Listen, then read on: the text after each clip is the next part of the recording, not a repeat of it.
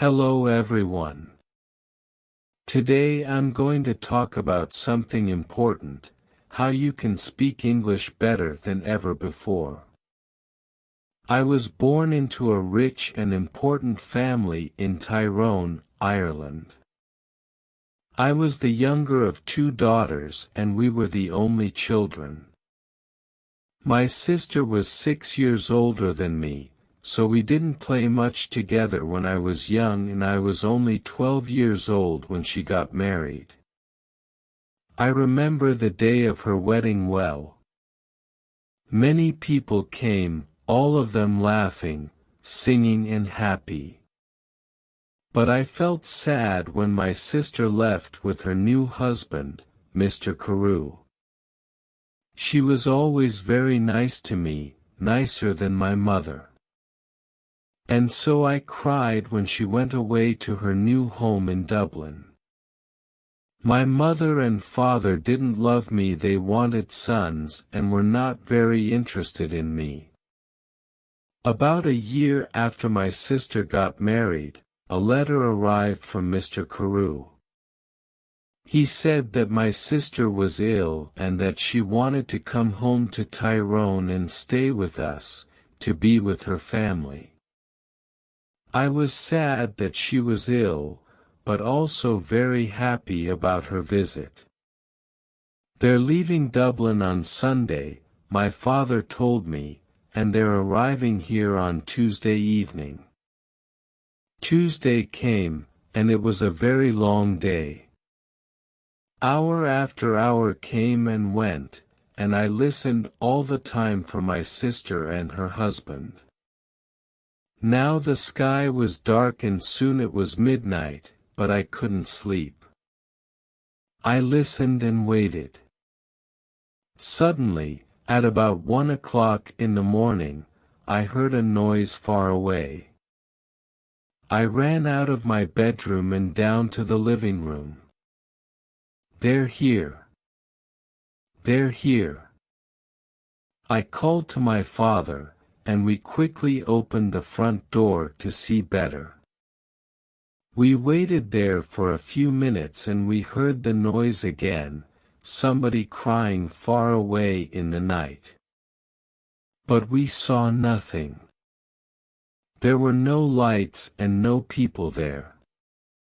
We went outside, waiting to say hello and to help my sister with her bags.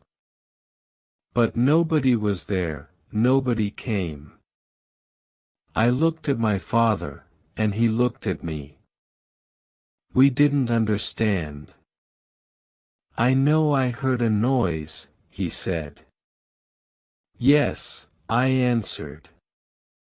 "I heard it too, father, but where are they?" We went back into the house without another word. We were suddenly afraid. The next day, a man arrived and told us that my sister was dead. On Sunday she felt very ill, on Monday she was worse, and on Tuesday, at about 1 o'clock in the morning, she died, at the same time that we were outside the house in the night, waiting for her. I never forgot that night. For the next 2 years I was very sad. You could say that I stopped living. I didn't want to do anything or speak to anyone. Mr. Carew soon married another young woman in Dublin, and I felt angry that he forgot my sister so quickly. I was now the only child of a rich and important family, so before I was 14 years old men started to visit our home. They wanted to meet me and, perhaps, to marry me. But I didn't like any of these men, and I thought I was too young to be married. When I was 16 my mother took me to Dublin.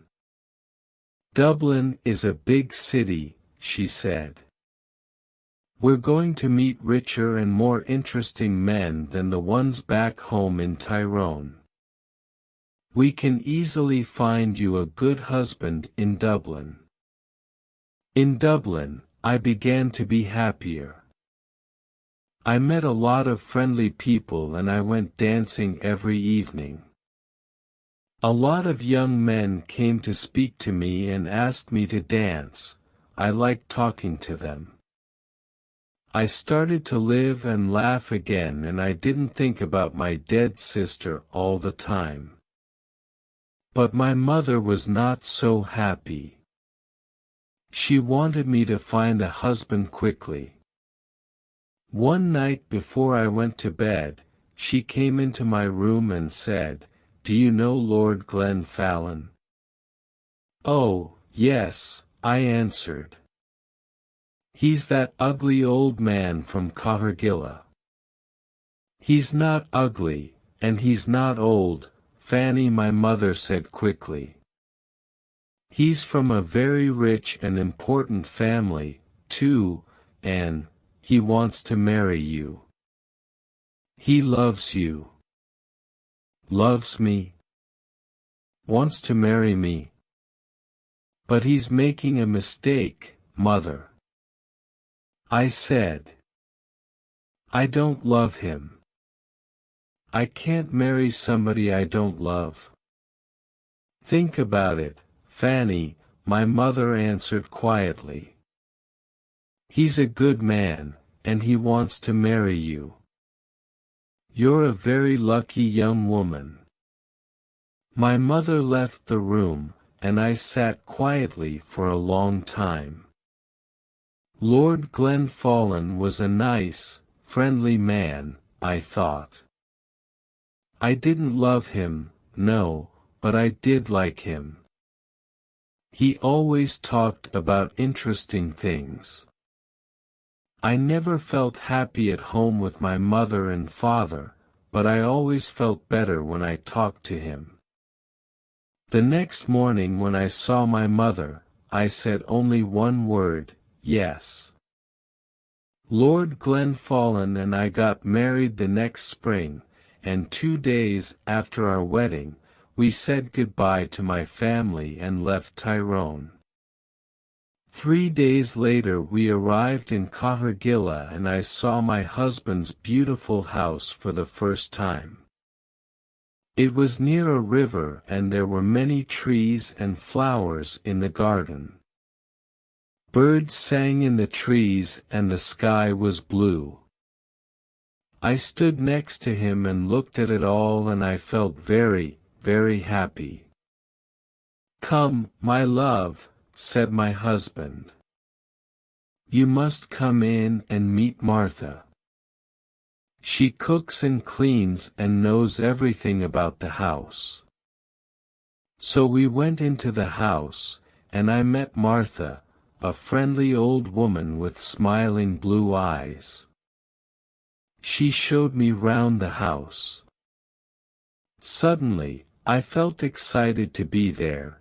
It was a very happy place. Women sang in the kitchen, men built fires in the living rooms, and there were dogs and cats everywhere. "Come with me now, madam," said Martha, "and look at your bedroom. Then we can take up your bags and you can wash before dinner." I followed her, and soon we arrived at a big brown door. "This is your room," she said, and she opened the door. I stood and looked, suddenly cold with fear. In front of me stood something big and black. I didn't know what it was. I thought it was an old coat, but without anybody inside it. I jumped back quickly, very afraid, and moved away from the door. "Is something wrong, madam?" Martha asked me. "Nothing." "Perhaps it's nothing," I answered quickly. "But I thought I saw something in there. I thought I saw a big black coat there when you opened the door." Martha's face went white with fear. "What's wrong?" I asked her. Now you look frightened. Something bad is going to happen, she said. When someone sees the black coat in this house, we know that something bad is going to happen soon to the Glenn Fallon family. I saw the black coat when I was a child, and the next morning, old Lord Glenn Fallon died. Something bad is going to happen now, madam. I know it. We went down to have dinner. I felt unhappy and afraid, but I didn't say anything to my husband about the black coat. I wanted to forget about it and be happy again. The next day, Lord Glenn Fallon and I went for a walk together to look round the house and gardens because I wanted to know my new home better. I like this house and all the people here, I said. And I'm happy to be here with you. It's much better than Tyrone. My husband was quiet for a long time. He walked with his head down, thinking. Then, suddenly, he turned to me, took my hand, and said, "Fanny, listen to me. Listen carefully. There's something I must ask you. Please, only go into the rooms in the front of the house. Never go into the rooms at the back of the building or into the little garden by the back door. Never. Do you understand me, Fanny?" His face was white and unhappy. I understood his words, but I didn't understand why he was suddenly a different man. Here at Cargilla he never smiled or laughed any more. Perhaps the back of the house was dangerous, I thought. But he didn't want to talk about it any more. We went back to the house without speaking, and again I tried to forget his words and to be as happy as I was before. It was about a month later that I met the other woman for the first time. One day, I wanted to go for a walk in the gardens. It was a beautiful day, and I ran up to my room after lunch to get my hat and coat. But when I opened the door of my room, there was a woman sitting near the fire. She was about 40 years old and she wore a black coat. Her face was white, and when I looked closely, I saw that her eyes were white too. She was blind. "Madam," I said, "this is my room. There is a mistake." "Your room," she answered. "A mistake? No, I don't think so. I don't think there's a mistake. Where is Lord Glenn Fallon?" "Down in the living room," I said. "But who are you, and why are you here in my room?" "Tell Lord Glenn Fallon that I want him," was all she said. "I must tell you that I am Lady Glenn Fallon, and I want you to leave my room now," I said. "Lady Glenn Fallon? You are not," she cried, and hit my face very hard. I cried out for help, and soon Lord Glenn Fallon arrived. I ran out of the room as he ran in, and I waited outside to listen at the door. I did not hear every word, but I knew that Lord Glenn Fallon was very angry and the blind woman was very unhappy. When he came out, I asked him, "Who is that woman and why is she in my bedroom?" But my husband didn't answer me. Again his face was white with fear. His only words were, "Forget her." But I did not forget her, and every day it was more and more difficult to talk to my husband. He was always quiet now, always sad and afraid. He sat for hours looking into the fire with his unhappy eyes. But I didn't know why, and he didn't want to tell me. One morning after breakfast, Lord Glenfallen suddenly said, "I have the answer. We must go away to another country, to France, or Spain, perhaps. What do you think, Fanny?" He didn't wait for my answer, but left the room very quickly. I sat and thought for a long time. Why must we leave Cahergilla? I didn't understand. And I didn't want to go too far away from my mother and father in Tyrone. They were old now, and my father was sometimes ill. They didn't love me very much, but I wanted to be near them. I thought about it all day, and I didn't know what to say to my husband when he arrived back in the evening and came in to dinner. I said nothing. After dinner, I was very tired and I went up to my bedroom early. I wanted to have a good night's sleep and think about it all again the next day. I closed my eyes and went to sleep. But I did not sleep well because I dreamed of the black coat. Suddenly, I woke up. Everything was dark and very quiet, but somebody was at the end of my bed. There was a hand with a light, and behind the light was the blind woman. She had a knife in her other hand. I tried to get out of bed and run to the door, but she stopped me. "If you want to live, don't move," she said.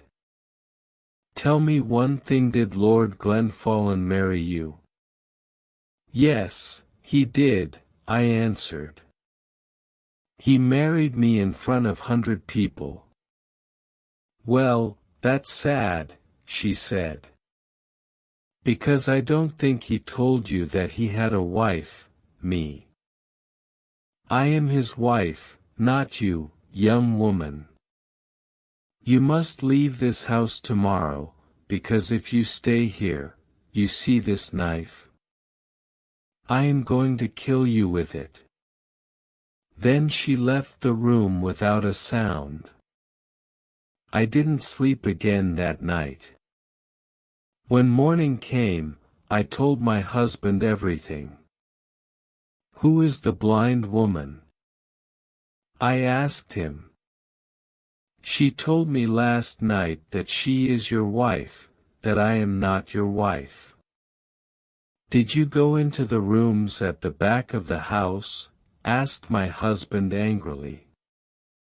"I told you that you must never go there." "But I didn't," I answered. "I was in my bed all night." She came to me. "Please tell me what is happening." My husband's face was white again and he didn't speak for a long time. Then he said, "No, she is not my wife." "You are. Don't listen to her.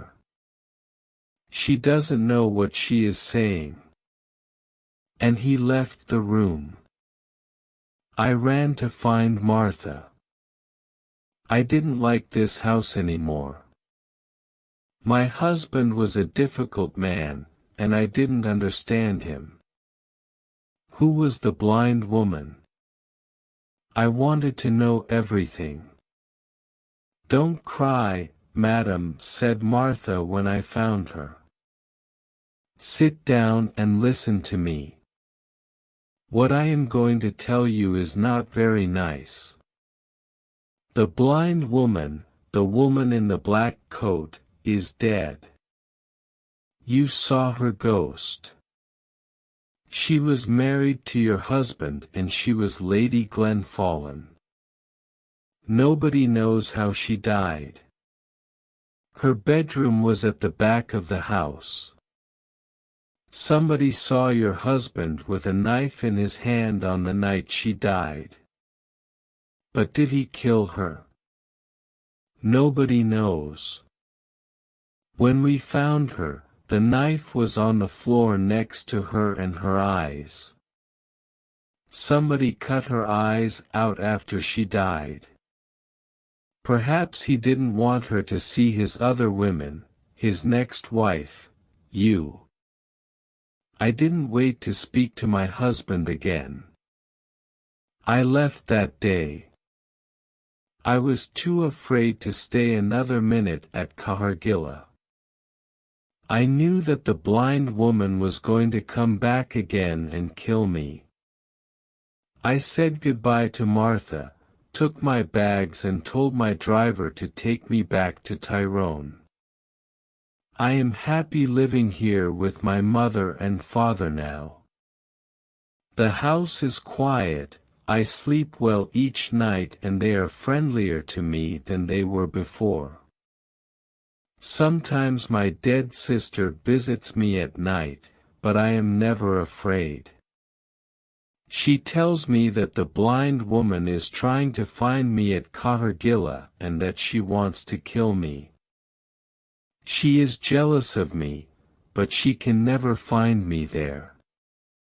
She must wait for the next Lady Glenfallen.